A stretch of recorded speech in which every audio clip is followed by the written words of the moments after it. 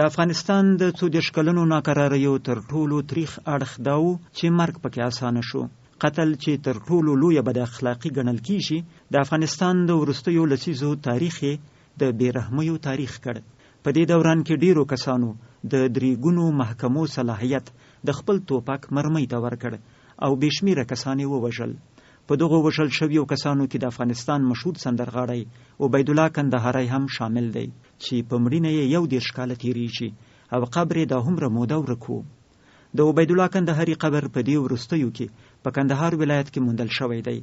دی د 1413 کال د ثور په 15 نیټه د کندهار په لومړۍ ناحیه کې دنیا ته راغی او یوازې 10 کاله یې عمر وکړ، خو د عمر په همدې لنډه موده کې په زرګونو سندرې وویلې.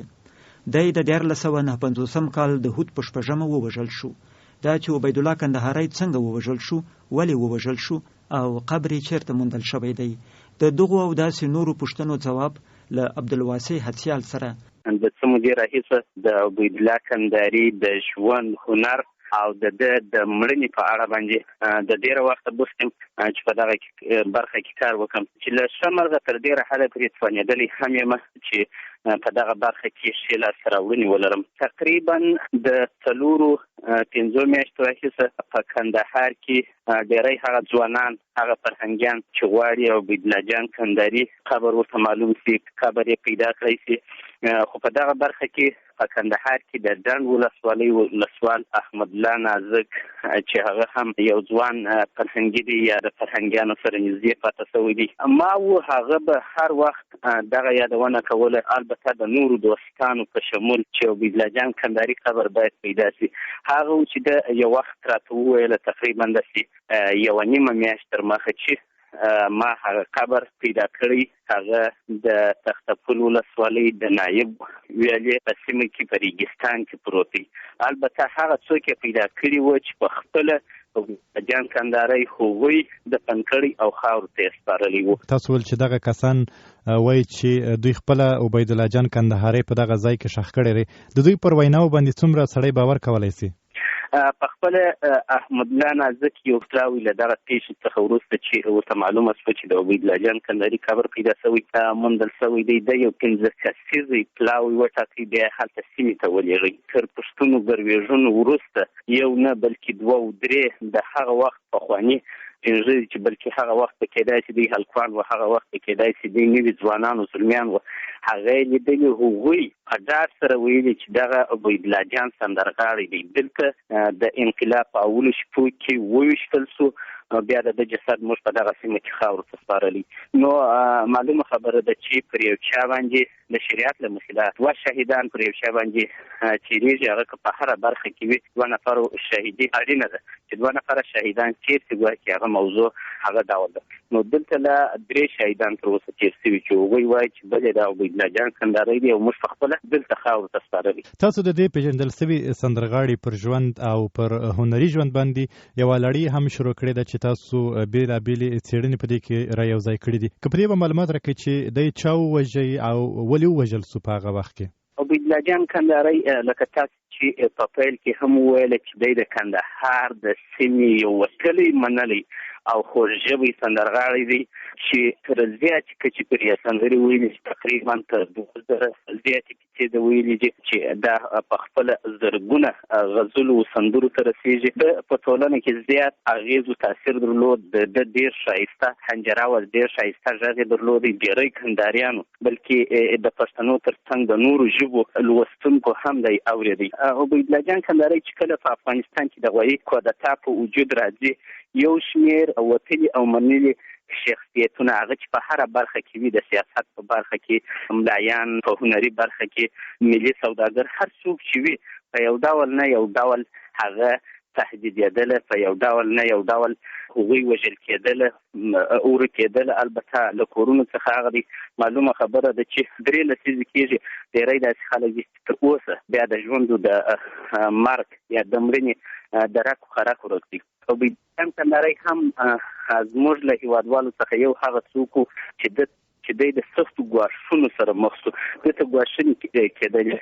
دی په خپله د عبیدالله جان کندهاري ډېر نږدې ملګري ما راغولي، د هغه دوستان مې راغولي چې د ولې د مخه وکړه. داسې ویل کېږي چې د خلکیانو د انقلاب پر مهال باندې به دته په یو شو کې په یو پروګرام کې د نور محمد تاریخي سندرې د هغه داسې سندرې چې هغه د هغه نظام یادونه وستاینه پکې کړې ده، په زور به ورته ویل کېدل چې ته باید دغه سندرې ووایې. خو عبیدالله جان کندهاري یوه ځانګړتیا درلودل، د هر چا سندره یې هر وخت نه ویله.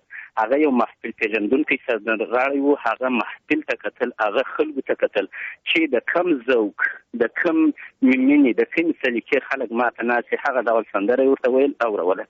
خو د ده هغه نږدې نوازنده یا سازنده چې په هغو کې یو په خپله ظاهر جان توبلهیي دی، دا محل هم ژوندی دی او خپل هغه د توبله غږونې هنر مخ ته وړي.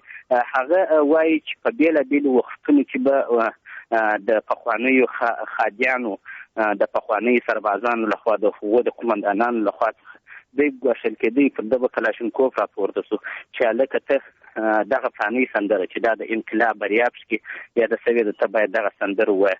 دغه ګواښنې وې چې دی یې ودې ته مجبوره کوي چې د نورو هیوادوالو په شان افغانستان پرېږدي او پر قاچاقي لاره باندې چې د ریګ لاره ده، او بیا دی د دغه پیج سره چې دی هلته وژل کېږي، د دغه سره مخ کېږي، بیا دی وطن پرېږدي. لومړۍ شپه دی چې کله دی د دوی نږدې ملګری حاجي نادر چې په هره فقه کې کېدای شي ډېر خلکو د ده نوم هم اورېدلی وي، چې دی په افتخاري ډول باندې عبیدالله کندهاري د یارانې په ډول باندې وایي چې دا فرمایش د حاجي نادر دی. حاجي نادر وایي چې په دغه شپه عبیدالله جان کندهاري زما سره و، د 3 لک افغانۍ زما سره پرچې وې. هغه 3 لک افغانۍ راته واخیستې، نور یې نو دا نه دي ویلي چې زه چیرې ځم او څه وخت ځم. هغه و چې سبا او کبل سبا یې واورېدله چې عبیدالله جان کندهاري حرکت کړی دی. لومړۍ شپه یې د دامان ولسوالۍ په خوشاب کلي کې کړې وه، هلته یو بل ملګري ورسره و، د هغه سره دوی ځي او د ریګ په سیمه کې د عصمت مسلم چې هغه وخت د سپین بولدک څخه د کندهار تر ښار تر دورایي پورې یا د کابل 2 لارې پورې ټوله د عصمت مسلم ملګري وه، یعنې ټولې پوستې د دوی وې. په ریګستان کې د تورجان په نامه باندې چې هغه هم د کندهار د ډنډ ولسوالۍ د مشکوزو د کلي اوسېدونکی دی، د ده د خوا څخه نیول کېږي. په دغه شپه باندې د شپې په 3 بجې باندې د له خوبه راپورته کېږي، د خوبه رابیداره کېږي. نور یې هم د ریګ خواته وړي، د خپلې قرارګاه و، د هغه خپل ځای څخه نور هم د ریګ خواته وړي.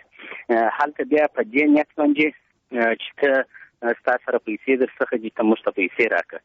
په خپله د تورجان یو نږدې دوست او د هغه د عکازو یا تربور یا د عزیزان څخه یو داسې څوک چې هغه د حاجي رحمت الله په نامه دی، البته د حاجي رحمت الله په نامه دی، په خپله ماته وایي چې تورجان به زما دکان ته راغلی، په چمن کې مې دکان ته و، ده به ژړله چې ما عبیدالله جان نه واژې خو راته ووژل سو. ول ما به ورته ویله د هغه سره مې ډېرې ټوکې درلودې چې زه یې ورجې وواژه وروسته پر ژاړې.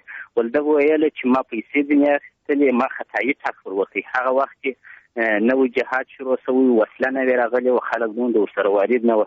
نو ډول ما توپک ور ونیو چې کله مې ماشه پکې شول، ټک ولاړی، د ده په سینه کې ولګېدی. دوی په ریګو کې راغوځار سو، ډېر سخت په عذاب. وروسته چې ما د عذاب خلاص شوی وي، 2-3 ټاکه مې نور هم پر وکړل، پر هغه ځای مې وواژه. وروسته بیا د سیمې خلک راځي، دی هلته خاورته سپري.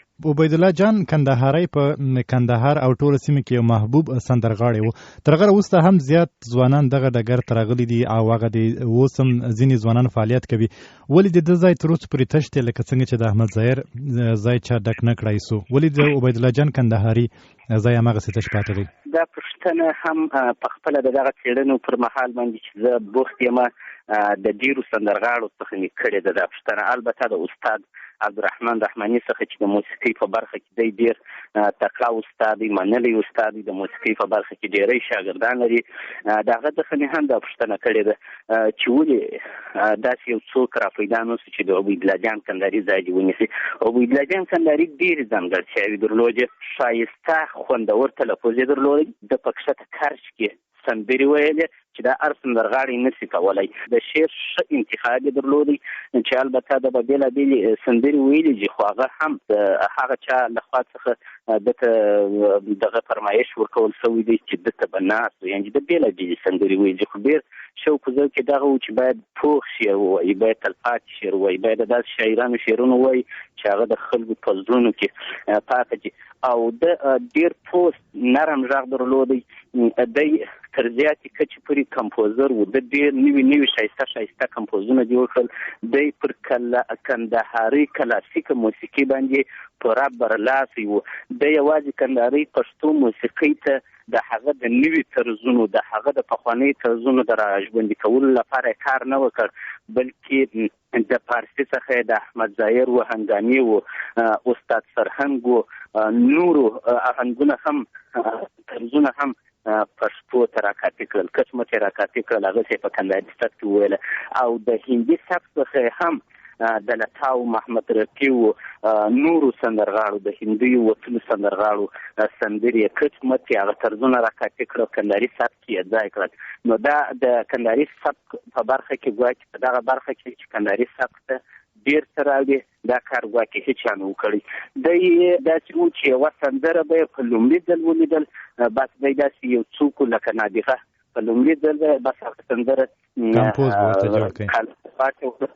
بله و هغه د کتابه باندې به یې کمپوز ورته جوړ کړي. یعنې دغه زده کړې هم په اکاډمیک ډول نه بلکې په اماتور ډول ترلاسه کړي وې. یعنې ډېری سندرغاړي اوس هم وایي چې هغه یو اکاډمیک څوک نه بلکې اماتور څوک و، په دغه برخه کې د یو نابغه کس بلل کېدی.